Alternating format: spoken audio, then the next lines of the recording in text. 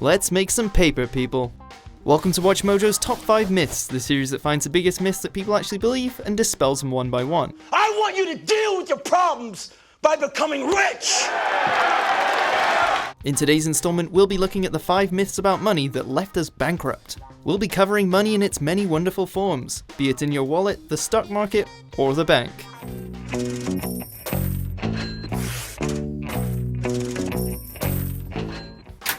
Myth number 5. A penny costs 8 times as much as it's worth to make. Most of us can agree that the penny is good for few things outside of wishing wells and paying off parking tickets. But common knowledge has somehow grown to accept the notion that our Lincoln friend costs 8 times as much as it's worth to produce. Zinc, and to a lesser extent copper, make up the primary costs of manufacturing a penny, and depending on the going rate of these items, it may very well cost you a cent or two more to produce. In theory, however, this all evens out when metal costs are low. What's more, the circulation of a single penny far surpasses its singular cost of creation. So if you've ever considered a career in melting down pennies for their precious metals, keep in mind that it's not only illegal, but it's also far less profitable than you may think. Myth number 4. Saving accounts eliminate the possibility of losing money. What about my savings account?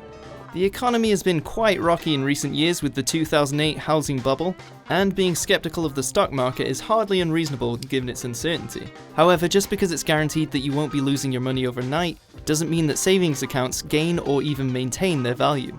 Uh-oh. Can't make the scene if you don't have the green.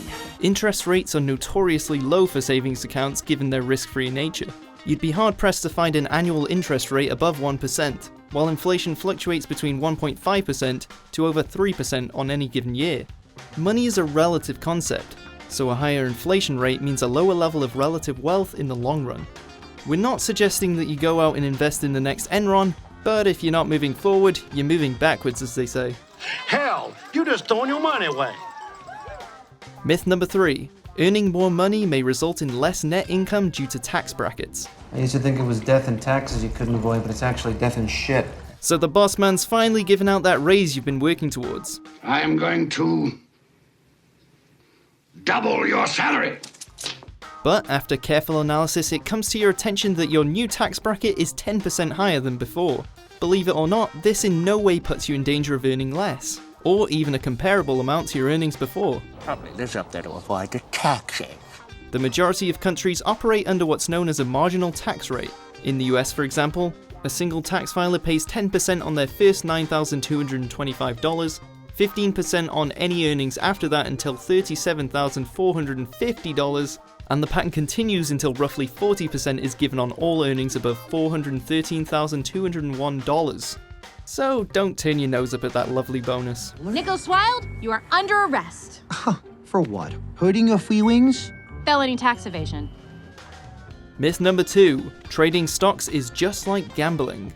So. That's it! That's yours over there! Yours over there! Vegas, E-Trade, they're more or less the same thing, right? Well, in theory, the stock market can be treated like a roulette table, but any broker with this mentality will find themselves without a job, if not also under the scrutiny of the law after losing their clients' money. Michael, give me my money back. Michael, do you hear me? I want my money back. A major difference between the two is their end goal, with gambling acting as a zero-sum game, while investors aim to expand the pie. If Apple stocks go up, both the investors and the company are happy. If you win big at the craps table, the Bellagio loses money from their pockets. Colonel Rhodes rolls in. Calculated decision-making replaces emotionally driven crapshoots in the stock market, and those with addictive behaviors are swiftly weeded out of the trading floor. Filthy bugger, he's forced down prices, he's gonna buy everything back on the cheap!